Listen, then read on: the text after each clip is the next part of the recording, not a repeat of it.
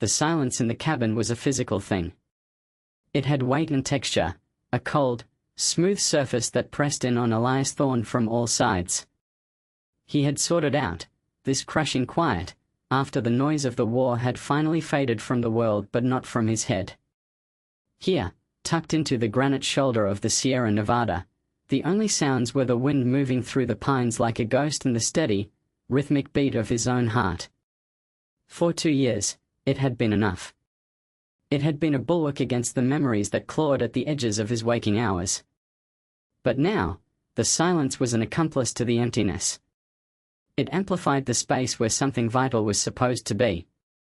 Ghost was gone. That was the simple, brutal fact of it. Not gone in the way men were gone in the Peck Valley, a sudden and violent erasure. This was a different kind of vanishing. A bureaucratic sleight of hand. One day, his partner was there, a solid, breathing presence of muscle and loyalty at his side.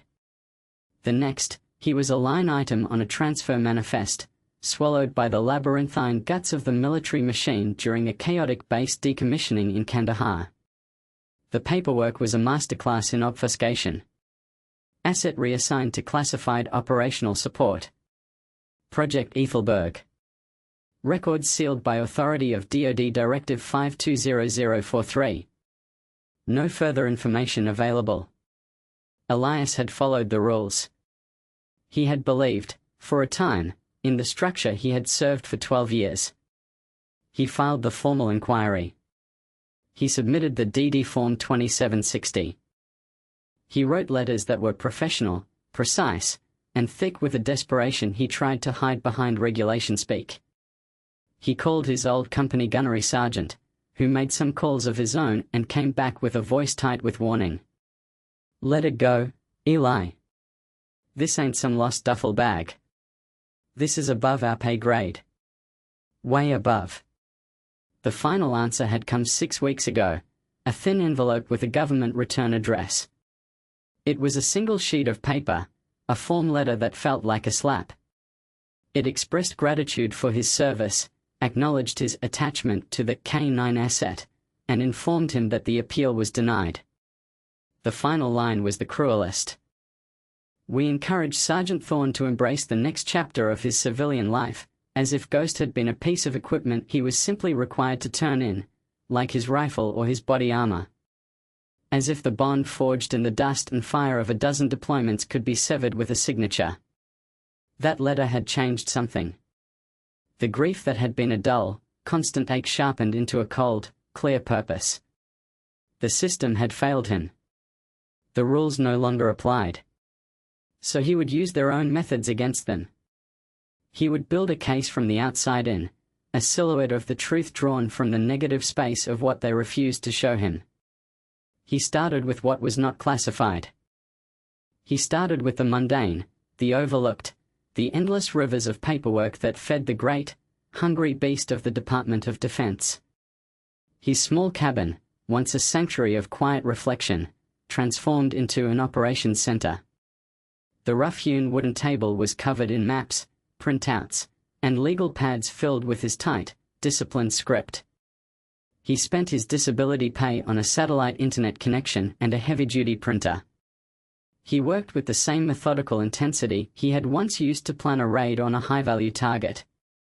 This was no different. Ghost was his high-value target, held in an enemy compound. The enemy was just a filing cabinet instead of a machine gun nest.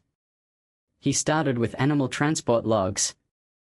For weeks, he cross-referenced every C-17 and C-5 flight leaving southern Afghanistan in the designated 2-week window of the base closure. He filtered for cargo manifests that included specialized live animal transport containers. Hundreds of flights.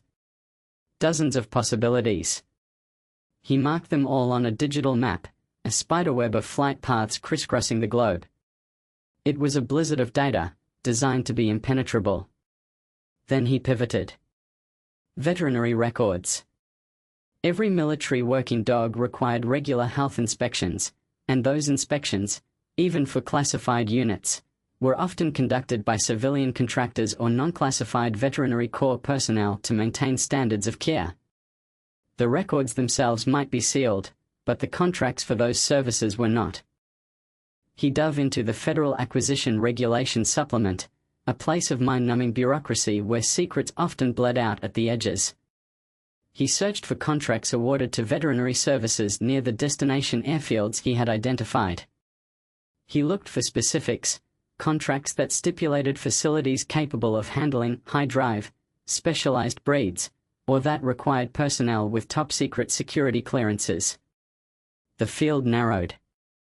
A flight path from Kandahar to Ramstein, then to Dover, Delaware, then a final leg to a small, obscure airfield in the Nevada desert.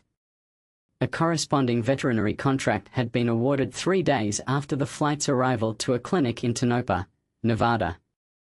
The contract was for ongoing quarterly wellness checks for elite canine assets. The language was sterile, but to Elias, it was a flare in the darkness. The final piece was public contract disclosures for facility maintenance. He searched for government contracts related to kennel construction and maintenance near the same Nevada airfield. He found one, a multi-million-dollar award to a private security firm for the upgrade and maintenance of a 16-unit, climate-controlled, sound-dampened canine containment wing. The client was listed only as Ethelberg Research, LLC, a shell corporation that, after a little more digging, traced back to a series of subcontracts funded by the Defense Advanced Research Projects Agency. DARPA. The people who built the future of warfare. He sat back from his table, the cold morning light filtering through the tall pines. 8 months. 8 months of chasing ghosts in the machine, of sifting through digital chaff for a single grain of truth. He had it now. A location. A name. A destination. He hadn't breached their wall of secrecy, he had simply walked around it. He had built a paper trail not from what was inside the classified files, but from everything that touched them, everything that pointed toward the void where they lay. He stood and walked to the old footlocker at the end of his bed. Inside, beneath neatly folded uniforms, was a worn leather collar. He picked it up. The metal tags were silent. He ran his thumb over the nameplate, Ghost. He could still feel the phantom weight of the dog's head resting on his knee, the soft rumble in his chest that was the only sound he ever made when he was content. The dog had been his anchor in the storm of war. He had kept the nightmares at bay. Elias had made him a promise, a whisper into the dark fur on the night before their last mission. I go where you go. Always, it was a promise he intended to keep. The drive to Nevada was a long, straight shot through the heart of the American West. The landscape was vast and unforgiving, a panorama of bleached-out desert and distant, hazy mountains that mirrored the emptiness inside him. He drove his old pickup truck, the one he'd bought with his signing bonus all those years ago. The engine was a low, steady rumble, a counterpoint to the anxious thrumming in his own chest. He didn't listen to the radio. The silence was his companion, filled with memories of Ghost. He remembered the first day at the MWD training school at Lackland. The handlers were lined up, and the dogs were brought out. He saw the Belgian Malinois, a lean, sable-colored animal with eyes that didn't just look at you, they assessed you. The dog was a tightly coiled spring of intelligent energy, and most of the other Marines shied away from his intensity. But Elias saw something else. He saw a mirror of his own restless soul. The instructor had called the dog unpredictable. Elias called him Ghost, because he moved with a fluid silence that was unnerving. Their bond wasn't built on treats and praise. It was forged in the relentless training, the shared exhaustion, the hundreds of miles of forced marches, the simulated explosions, and the bite work that left Elias's arm a patchwork of bruises under the padded sleeve. They learned to communicate without words. A slight shift in Elias's weight, a subtle tension in the leash, a flick of Ghost's ears. It was a silent language that was faster and more reliable than any spoken word. In the field, that language had meant the difference between life and death more times than he could count. Ghost had found the IED that would have taken out their entire squad in Sanjan. He had tracked a high-value target for 3 days through the mountains of the Hindu Kush, running on nothing but grit and a shared sense of mission. He had stood over Elias, a low growl his only sound, holding back a team of medics until he was sure Elias was conscious and safe after a grenade blast had thrown him against a compound wall. The dog wasn't a tool. He was a partner. He was family. He pulled into a dusty gas station outside of Tonopah, the last town before his destination. The air was thin and dry. As he filled the tank, he saw a family in a minivan. A young boy was playing fetch with a happy, goofy golden retriever in the dusty lot. The boy laughed, a high, carefree sound that felt alien to Elias.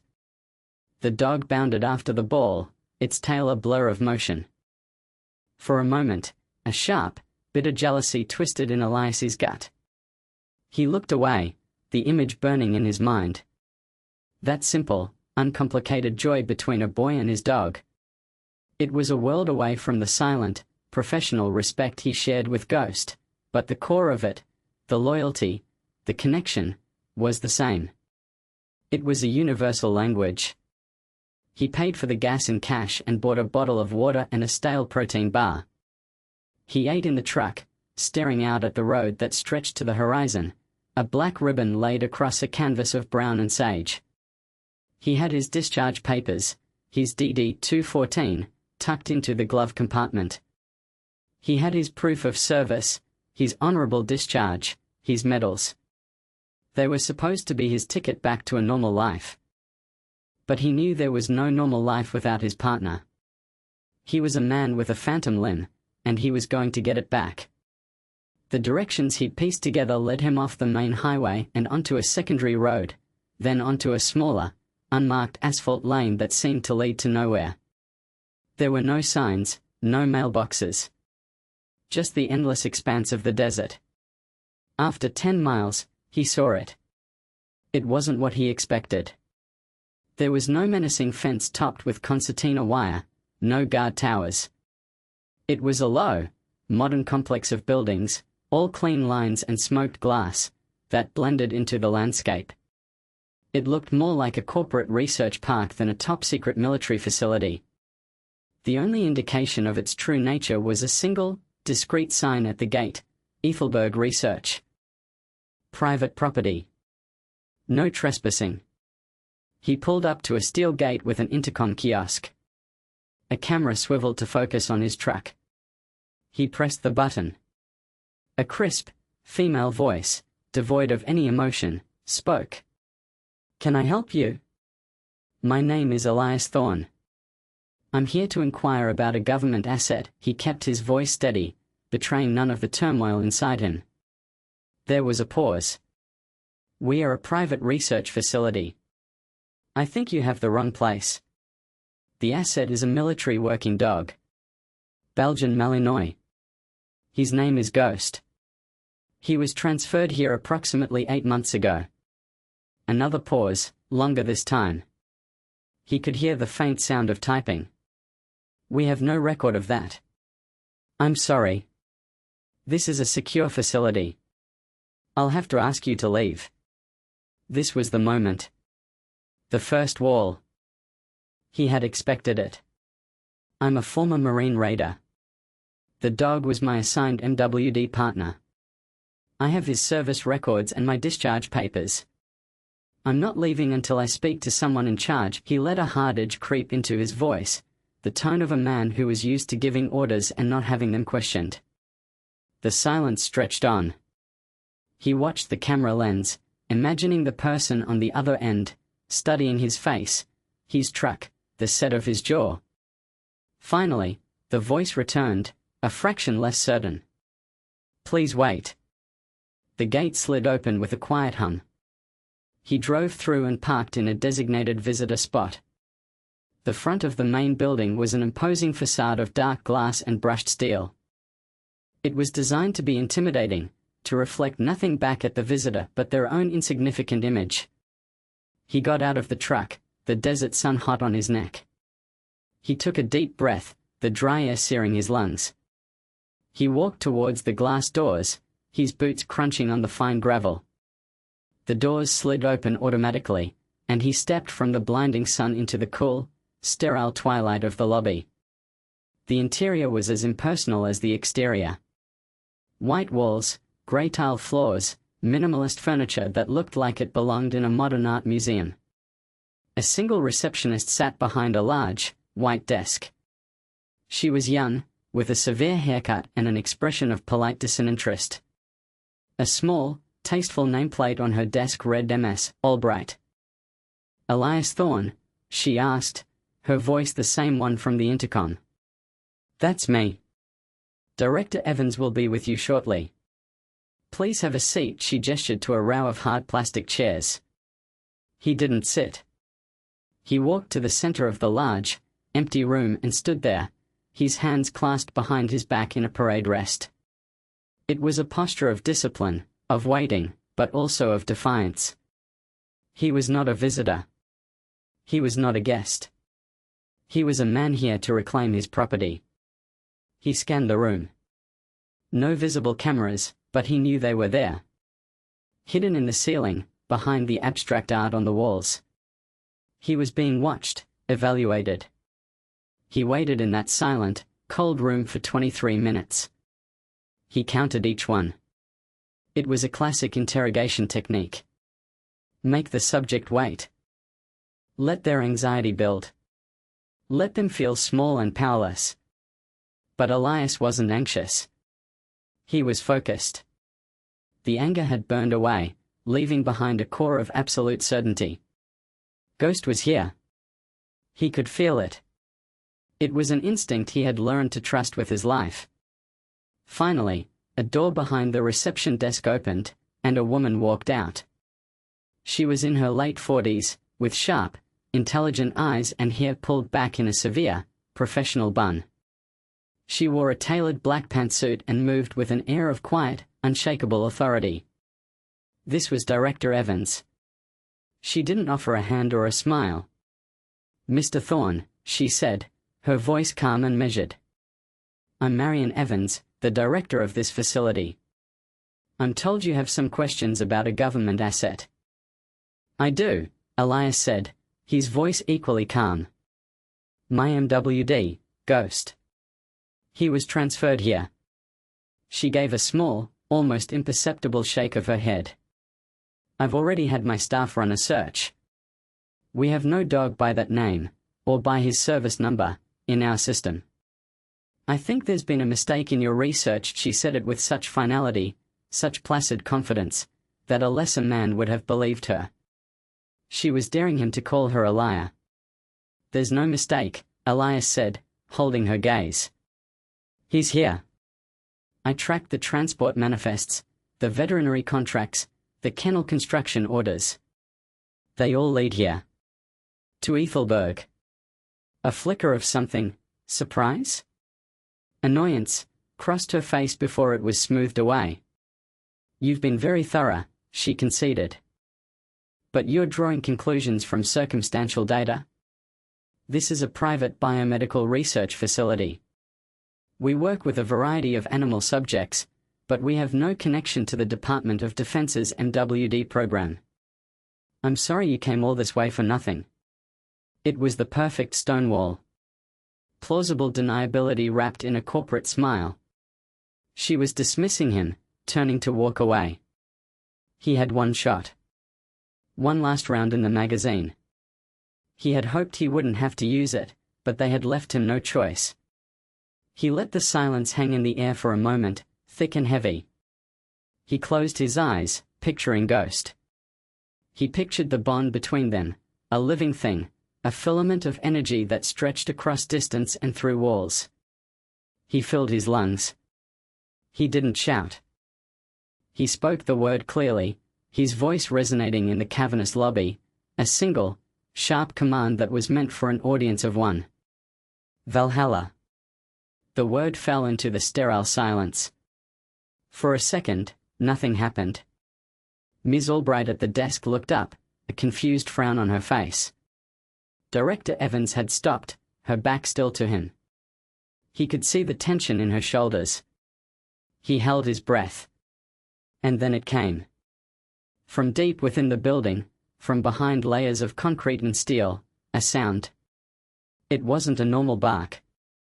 It was a sharp, explosive response, a single, powerful concussion of sound that was not a question, but an answer.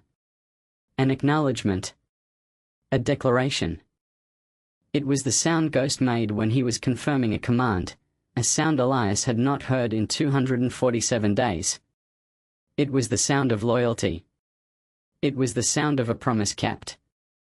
The receptionist's eyes went wide. The color drained from her face. Director Evans slowly turned around. The mask of professional calm was gone, replaced by a look of stunned disbelief, quickly followed by a cold, calculating anger. The silence in the room was different now. It was no longer empty. It was charged, electric. Elias didn't smile. He didn't say, "I told you so," he just stood there, his heart hammering against his ribs, his entire being focused on that one sound, a beacon in the darkness. He had found him. Director Evans stared at him, her sharp eyes searching his face for any sign of weakness, of triumph. She found none. She saw only resolve. She walked slowly, deliberately, over to the reception desk. She pulled out the chair and sat down, a gesture that was both a surrender and a retaking of control. She folded her hands on the white surface of the desk and said nothing for a long, heavy moment. The only sound was the faint hum of the building's ventilation system. Then, with a sigh that seemed to carry the weight of a decision she had hoped never to make, she picked up her desk phone. She punched in a single digit. "Bring him," she said, her voice low and tight. Then she hung up. She looked at Elias. "You have no idea what you've just done." The walk down the corridor was the longest of Elias's life. Director Evans led the way, her heels clicking a sharp, angry rhythm on the polished concrete floor. 2 security guards, large men with the blank, watchful eyes of professionals, fell in behind him. They didn't touch him, but their presence was a clear message.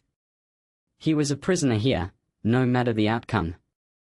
The hallway was a sterile white tube, featureless except for a series of heavy steel doors, each with a small, electronic keypad.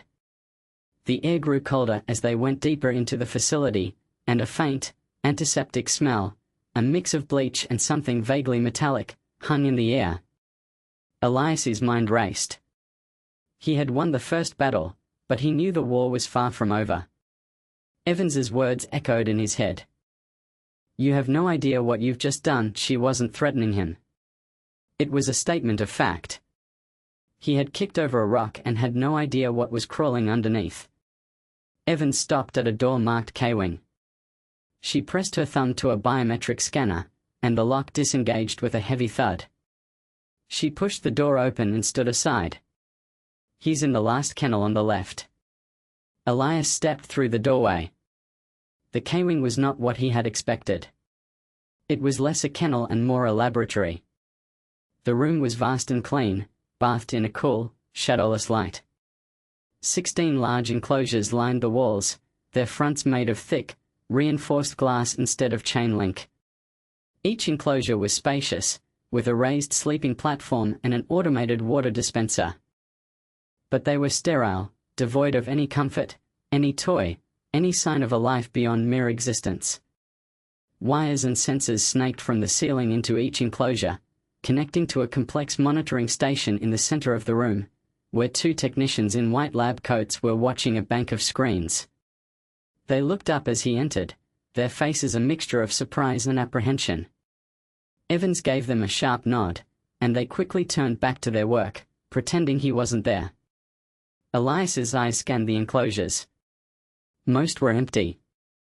A few held other dogs, German shepherds, a Dutch shepherd, all watching him with a disturbing lack of emotion, their eyes vacant. They looked sedated, or worse, broken. A cold dread began to seep into his bones. What was this place? Then he saw him. In the last enclosure on the left. It was Ghost. But not the Ghost he knew. The dog he remembered was a whipcord of lean muscle, his sable coat shining with health, his eyes bright with a fierce, burning intelligence. This ghost was thinner. His coat was dull. There was a small, shaved patch on his skull where a series of fine wires were attached to a small metal port, a grotesque piece of cybernetic jewelry. He was standing perfectly still, his head cocked, staring at the door as if he had been waiting. Elias felt a surge of white-hot rage, so powerful it almost buckled his knees. He wanted to tear the place apart, to smash the glass and the monitors, to feel the bones of the men who had done this break in his hands. But he forced it down. He channeled the rage into the same cold, disciplined focus that had kept him alive in the war. Ghost needed him calm. He needed the handler, not the berserker. He walked slowly towards the enclosure, his boots making no sound on the rubberized floor. He stopped in front of the glass. Ghost didn't move. He just watched him, his amber eyes unblinking.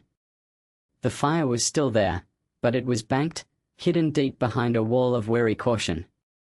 "Hey, buddy," Elias said, his voice quiet, rough with emotion. He pressed his hand flat against the cold glass. "I'm here." Ghost took a hesitant step forward. A low whine escaped his throat, a sound of profound, heart-wrenching conflict. He wanted to come, but something was holding him back. Elias saw it then. The training. The conditioning. They had tried to break him, to turn his loyalty into a programmable response. Elias closed his eyes, searching for the connection, the silent language they shared. He thought about the heat of the Afghan sun, the taste of dust in his mouth, the reassuring weight of Ghost's body pressed against his back as they slept in a cold mud brick hut.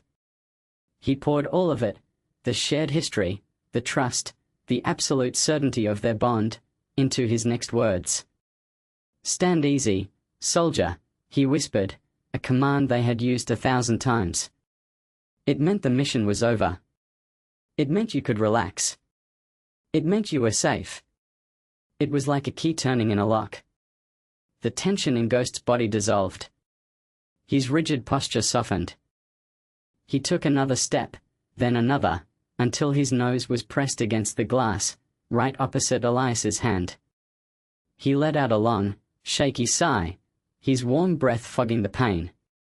His tail gave a single, tentative thump against the wall. It was enough. It was everything. "Let him out," Elias said, his voice hard as iron. He didn't turn to look at Evans.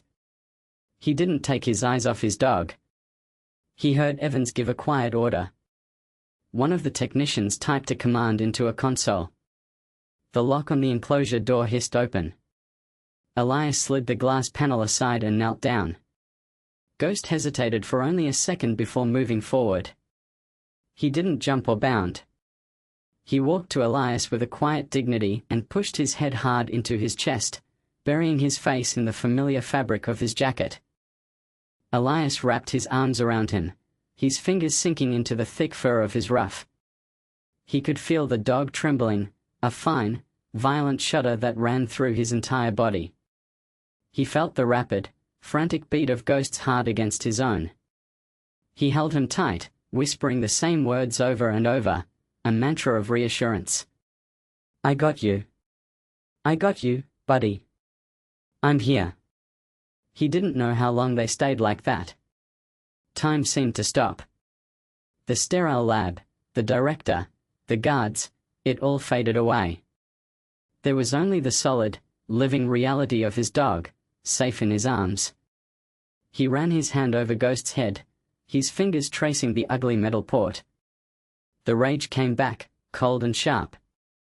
He would get answers. And then he would get justice. Finally, he stood up, his hand resting firmly on Ghost's back. The dog stayed pressed against his leg, a silent, unshakable shadow. Elias turned to face Director Evans. His eyes were chips of ice. "What did you do to my dog?" Director Evans looked from him to the dog and back again. The calculating expression was back on her face. She was re-evaluating, running new scenarios. What you see here, Sergeant, is the future of asymmetric warfare. It's a pity you've interrupted it. She led him to her office. It was a corner suite with a floor-to-ceiling window that offered a panoramic view of the desolate Nevada landscape. Ghost padded silently at Elias's side, his body a constant, reassuring pressure against his leg. The two guards stood outside the closed door. They were alone. "Sit," Evans said, gesturing to a leather chair opposite her large, glass desk. Elias remained standing. Ghost stood with him, a silent sentinel. Evans sighed and sat down, her composure fully restored. She folded her hands on the desk. The Ethelberg Project, or as it's more formally known, the Canine Cognitive Enhancement Initiative, is a DARPA-funded program. Its goal is simple: to break the barriers of interspecies communication. To create a seamless, biodigital interface between a handler and a canine asset. Elias stared at her, his face a mask of cold fury. "You put a chip in his head." "It's far more sophisticated than a chip," she corrected, her tone that of a teacher lecturing a slow student. "It's a neural lace. A network of microfilaments that interface directly with the canine neocortex. It translates the dog's sensory input, scent, sound, sight, into a raw data stream that can be interpreted by a computer. In theory, a handler wearing a corresponding interface could see what the dog sees, smell what it smells. Imagine the applications.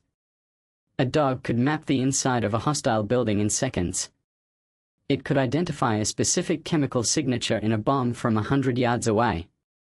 It would revolutionize reconnaissance, EOD, search, and rescue. It would save lives, Sergeant Thorne."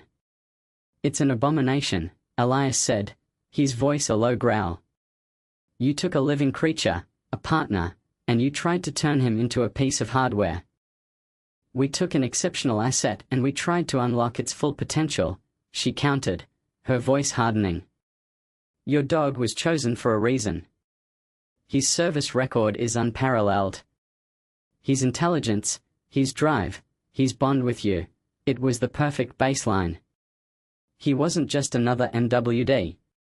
He was the key." "The bond with me," Elias repeated, the pieces clicking into place. "That's why you stonewalled me. You didn't want the handler complicating the experiment." "Precisely," Evans admitted without a hint of shame.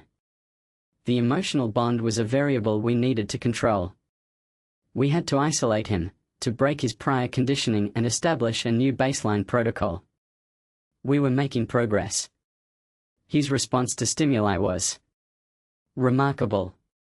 But he never fully severed his connection to you. It was a ghost in his machine, if you'll pardon the pun. A subroutine we couldn't erase. Your command, Valhalla, was a fail-safe word you established, wasn't it? A verbal kill switch for a compromised mission. It's not in any official MWD training manual. It was yours alone.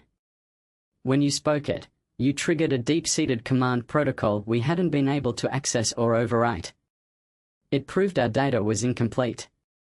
It proved he was still your dog." Elias looked down at Ghost. The dog was watching Evans, a low, almost inaudible rumble vibrating in his chest. His instincts had never been wrong. He knew she was a threat. "So what happens now?" Elias asked. "You just let me walk out of here with your multi-million-dollar science project?" A strange, almost weary expression crossed Evans's face. "That is the question, isn't it?" She leaned forward, her voice dropping. "Sergeant, the people funding this project are not the kind of people who tolerate failure or loose ends. They are a consortium of private defense contractors and shadowy elements within the intelligence community. They operate outside the normal chains of command. They believe the ends justify any means.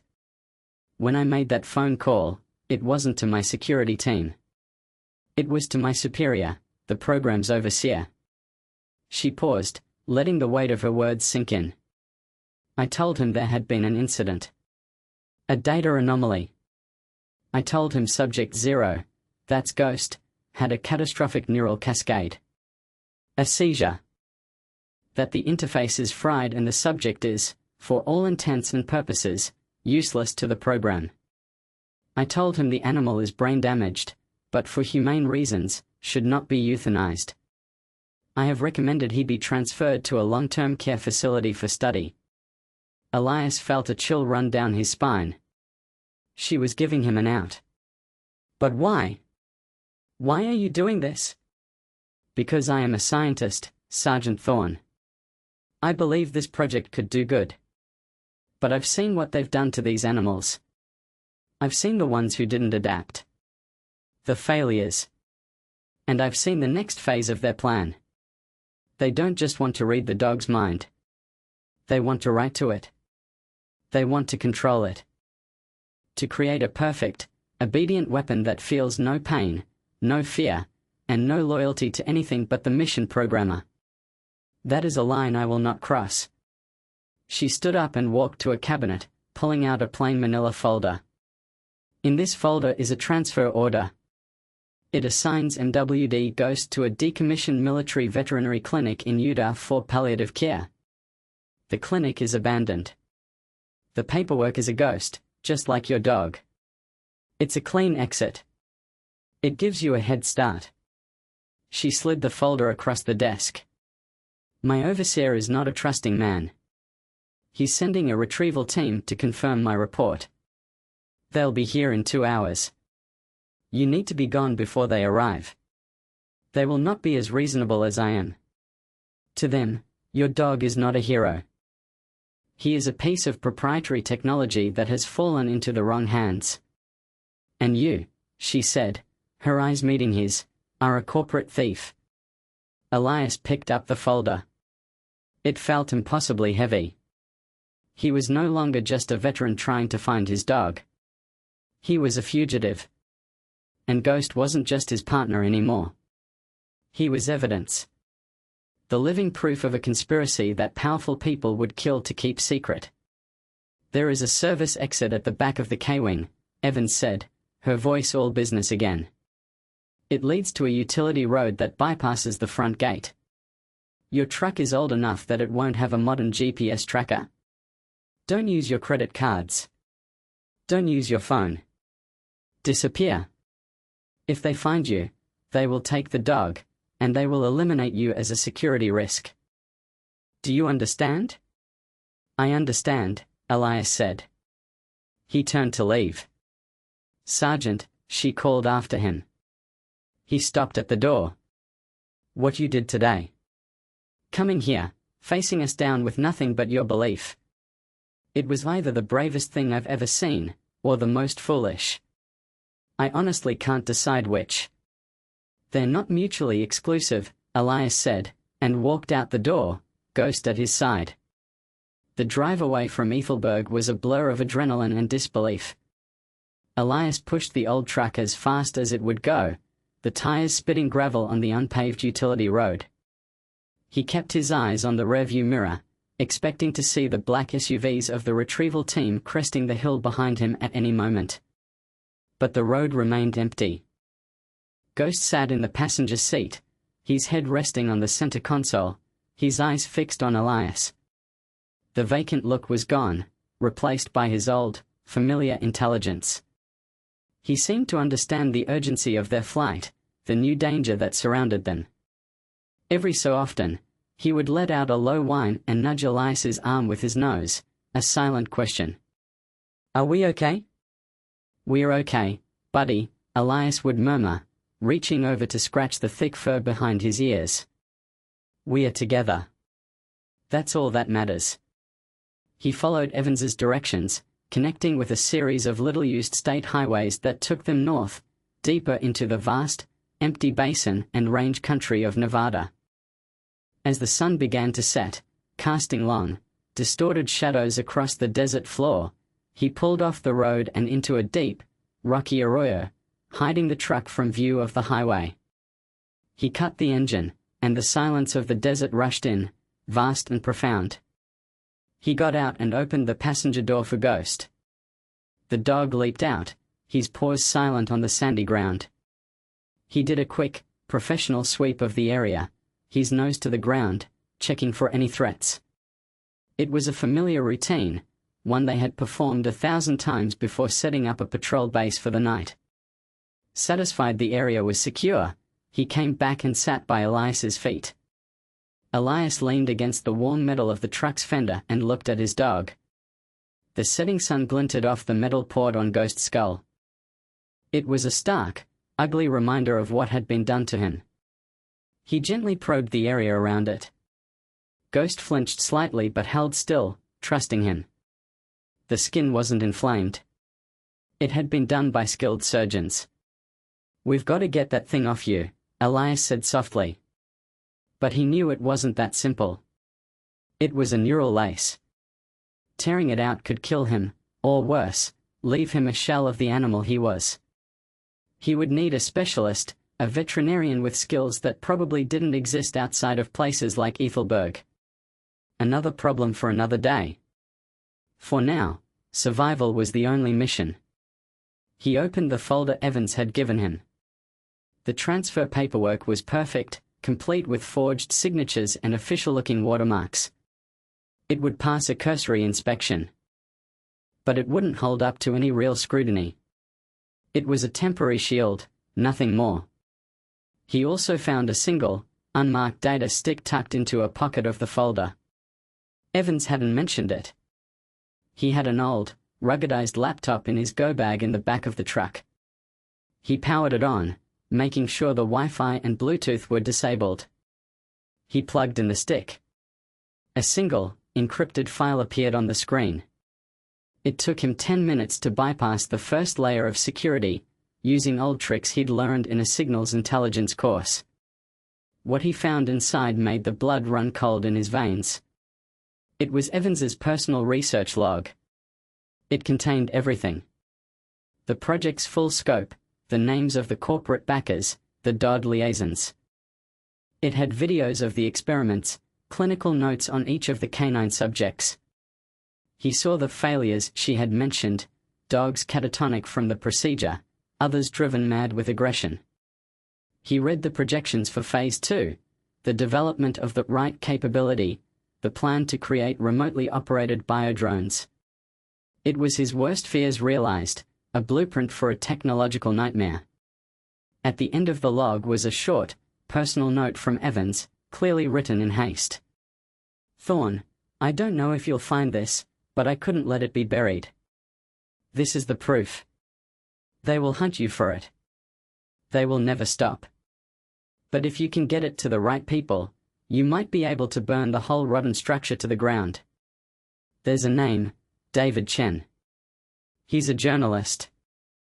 Used to be with the Post, went independent. He's the only one I know of who ever got close to exposing this consortium on a different matter. He's paranoid and hard to find, but he's your best chance. Don't trust anyone else. They own more people than you can imagine. Good luck." "Me?" Elias closed the laptop, his mind reeling. This changed everything. Evans hadn't just given him a head start. She had given him a weapon. A weapon and a mission. His personal quest to save his dog had just intersected with a much larger war, a shadow war fought with data and secrets instead of bullets. He was no longer just running. Now, he was fighting back. He looked at Ghost, who was watching him with an unnerving intensity, as if he understood the weight of the information Elias had just absorbed. Maybe he did. Maybe the lace in his head allowed him to sense Elias's emotional state, his surge of fear and resolve. The thought was deeply unsettling. "Looks like we are back in the fight, buddy," Elias said, his voice quiet. Ghost responded with a soft thump of his tail on the dirt. He was ready. He was always ready. They drove through the night, sticking to back roads, a ghost moving through a sleeping world. Elias's mind was a whirlwind of tactical planning. He needed a safe house, a place to lie low and figure out his next move. He needed to find this journalist, David Chen. and he needed to stay one step ahead of a well-funded, technologically advanced enemy who was now hunting him. He remembered a conversation he'd had years ago with his old master sergeant, a weathered Vietnam vet named Sully. Sully was a prepper, a guy who always had a bug-out plan. He'd once told Elias about an old family mining cabin he kept stocked in the Ruby Mountains of northern Nevada. "It's off the grid, end of a washed-out road," Sully had said. "If the world goes sideways, that's where I'll be."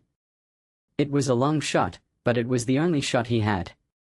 He navigated by the stars and an old paper map, just like he'd been taught in SEER school. By dawn, they were deep in the mountains, the air crisp and smelling of pine. He found the turn-off, a barely there track that was more of a deer trail than a road.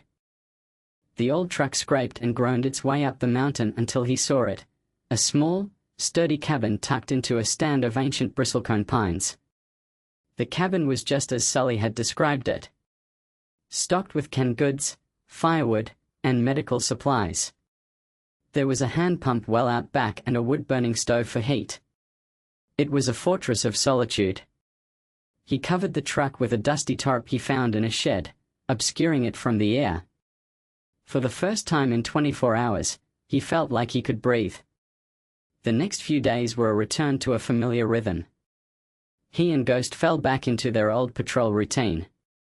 Each morning, they would do a wide sweep of the area around the cabin, checking for any signs of intrusion. They moved together with their old, practiced silence, two ghosts in the high mountain wilderness. Ghost seemed to heal in the wild. The clear air and the physical exertion brought the light back to his eyes and the spring to his step. He was still his partner. The bastards hadn't been able to take that from him. During the day, Elias worked. He used the solar panels Sully had rigged on the roof to power his laptop and began the painstaking process of researching the journalist, David Chen. He was, as Evans had said, a ghost himself. He had no social media presence, no fixed address. His articles appeared on encrypted news sites, his byline a symbol of deep-dive investigative work into the military-industrial complex. Finding him would be like finding a specific grain of sand on a beach. But Elias was good at finding people who didn't want to be found. He started digging into Chen's old articles, looking for patterns, for sources he might have used, for locations he wrote about. He began to build a profile, just as he had done for high-value targets in the war. One evening, as a storm rolled in over the mountains, the wind howling through the pines, Elias sat by the fire, cleaning his pistol. Ghost lay at his feet, his head on his paws, but his eyes were open, watching the flames. The storm outside was a mirror of the one inside Elias. He was a man out of time, a warrior without a war. Or so he had thought. Now, he had a new one. This wasn't a war for a flag or a piece of ground. It was a war for the truth. It was a war for the soul of his friend. He looked at the data stick sitting on the rough wooden table. It was the bomb. His mission was to get it to the target. He didn't know if he would survive. He didn't know if they could win. But as he looked at Ghost, he knew he had to try. He had made a promise. "I go where you go. Always." He finished cleaning the weapon, the metallic click of the slide racking home a sharp, definitive sound in the quiet cabin. He put it down and reached for the laptop. He had found a possible lead on Chen, a post on a secure message board for whistleblowers, mentioning a dead drop in a small-town library in rural Colorado. It was a long way to go, and it could be a trap. But it was the only path forward. He looked at Ghost. The dog lifted his head and met his gaze, his amber eyes reflecting the firelight. There was no question in them. Only a calm, steady readiness. They had been to hell and back together. They were about to go again. Elias felt a quiet sense of peace settle over him for the first time in a long time. The emptiness was gone. It had been replaced by purpose. He had his partner back. He had a mission. And in the wild, lonely heart of the mountains, the wounded warrior and his loyal sentinel prepared for the next battle. They were no longer running. They were hunting.